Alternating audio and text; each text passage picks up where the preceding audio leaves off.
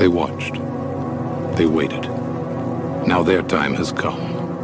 Out of the depths of space, the ultimate terror. Moving, searching, destroying. From body to body, from life to life, from man to woman. Changing, growing, burning for our life force.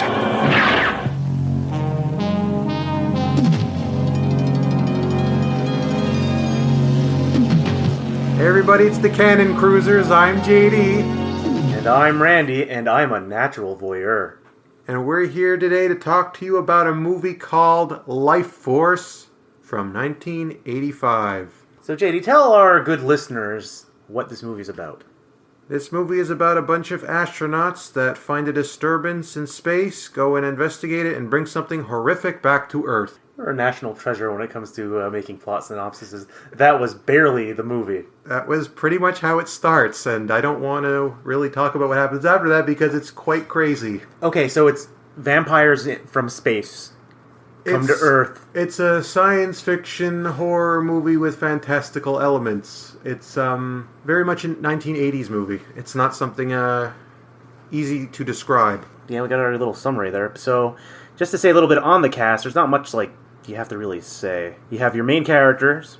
Steve Railsback, whose name sounds familiar. I can't tell you why, playing Colonel Tom Carlson, who is important in that he found the Lifeforce. Lifeforce refers to what they feed on. Finds the thing that the script refers to as Space Girl, which is a space vampire. So at the beginning of the film, they find 3 vampires in space.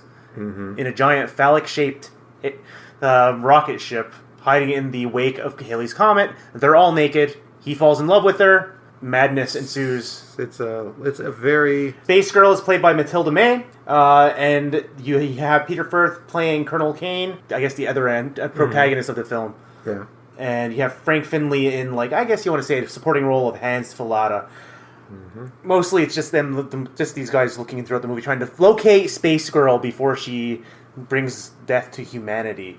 There's also some guy called Patrick Stewart in the movie, I think. Patrick Stewart, which I was about to get to before you said that. I never heard of him. Plays a smaller role in the middle of the movie, and plays a psychologist named Dr. Armstrong.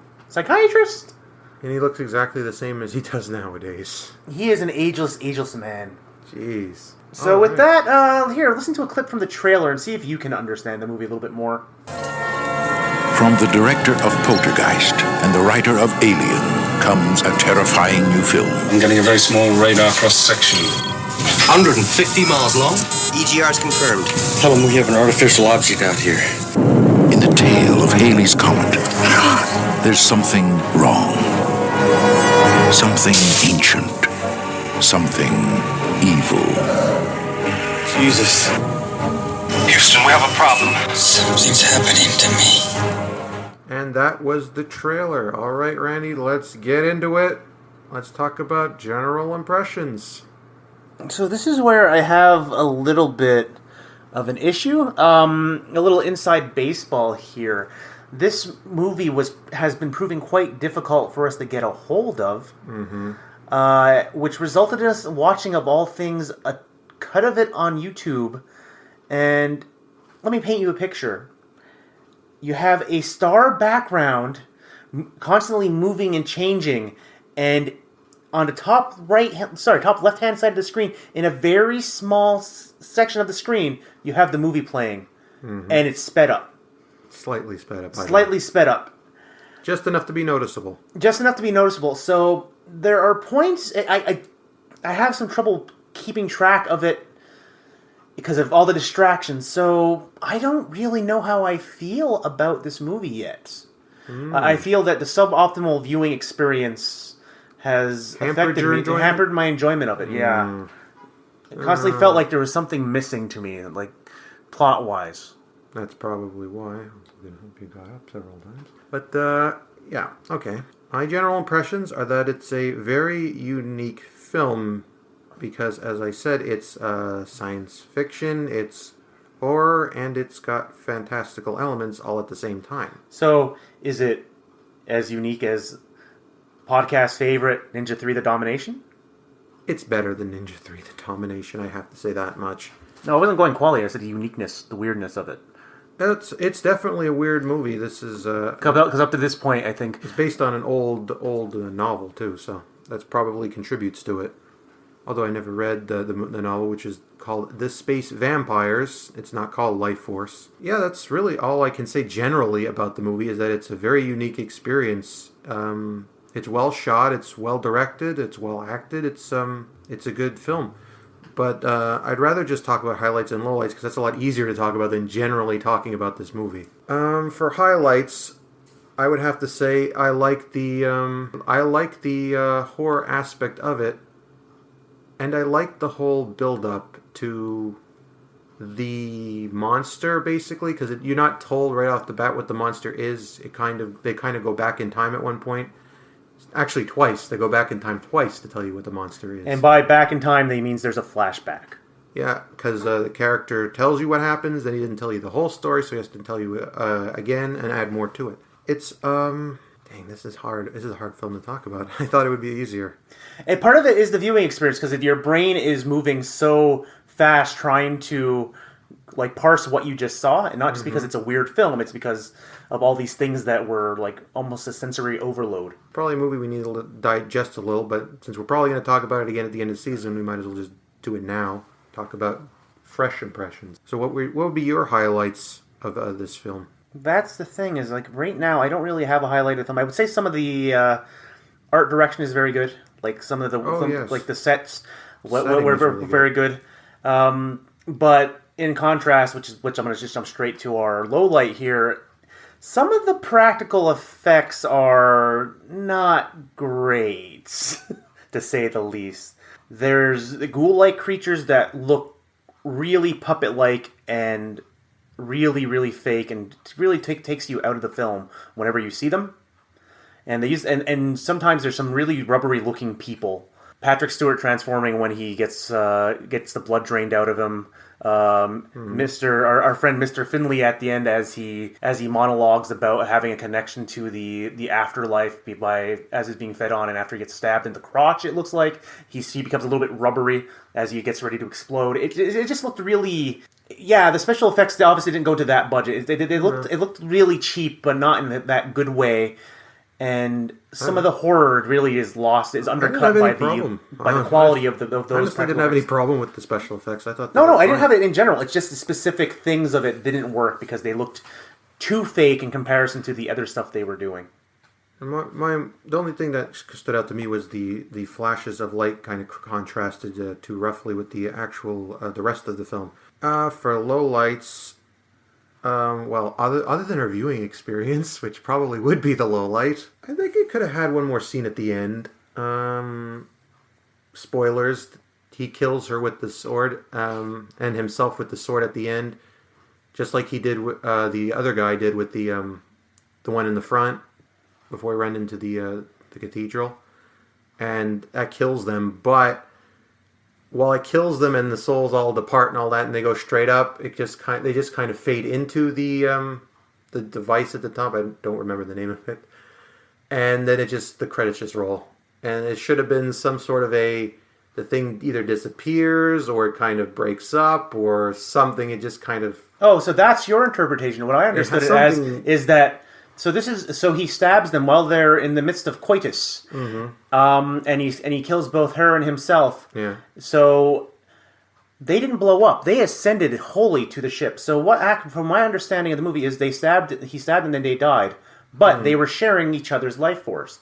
So that point we had seen when the sword had stabbed the other ones, where it turns red, and then they blow up. It turned red briefly at the point of contact, but then it immediately turned blue back. So I don't see them dying. I see them ascending back to the ship because for some reason the alien and the man had fallen in love at this point. Yeah. And I see them returning to the ship to continue this journey that this lady was on, the space girl has been on to. I could see your point. I'm just saying. I don't see them as dead. You need a bit more of a capper than that. I see it more of an ending where nobody really wins at the end. It's like they go on. They're going to go on. Yeah, but they're not going to go on because the vampires killed themselves and they were dying. That's why there were only 3 of them left. But she is, from what I can understand from what I saw, is that she's still alive at the end of the film. They don't blow up. Nothing happens. They fully ascend. The redness fades away, goes full blue, and they return to the ship. Yeah, but like I said, that you need a bit more closure than that because it doesn't really say that. You have to infer that. Like I said, some sort of a statement from the guy who survived at the end would have been something to the effect, but it just kind of credits the role. But for me, that's probably would have been it for me because it's really hard to... It's a hard movie to talk about. I don't really even know what else to say other than... what would you score this? Well, right now, I'm scoring this a 2. Really? But I can see that if I can get a better viewing experience of it, like actually watch it, actually understand what's going on, like without it being so overwhelming, it's like I could see myself giving this at least a 3. But I can't tell until I see it. It's not the situation of my other favorite movie in the world that it took me like 20 years to figure it out. It's just, this is literally, I just need to see it again, but I need to see it in a better condition. If there was an easier way of watching this film, you know what I mean? It's like just so when I see it's like, it looks like it was well directed. The acting doesn't seem bad. Like I said, it's just some of the stuff that visually pops out, or those some of the awful practical effects. But because the movie was sped up, because it was hard to see, because of the constant movement around the periphery of it, I can't really say. It's hard for me to judge this movie based on that merit. But from what I saw of it, what I could follow at this time, I give it a 2. Like I said, I could see myself going higher. I just need to actually be able to properly watch the film.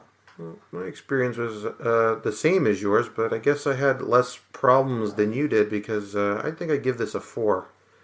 It's a movie I'm thinking about already, and I'll probably be thinking about again later. I don't know. Something about it really interested me. I'd like to see it again. I don't know what it is exactly about it, but I enjoyed what they were going for. I liked the acting. I liked the general story. I liked the science fiction and horror elements. And even though it was hard to watch because of how we were watching it, I still found myself engrossed and interested, and I would definitely like to see this again. I think that's pretty much all we have to say about this movie, at least at this point. There's not really a whole lot else to say, especially considering we're still kind of confused a little bit.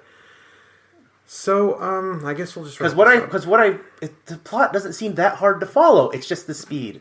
Screws everything up. We really don't have anything else to say about this. I mean, we're just going to go in circles at this point. Yeah. So, anyway, we'll see you next time with a much clearer movie and a lot more of a straightforward opinion on it. Come, be with me. Lifeforce. The terror has just begun.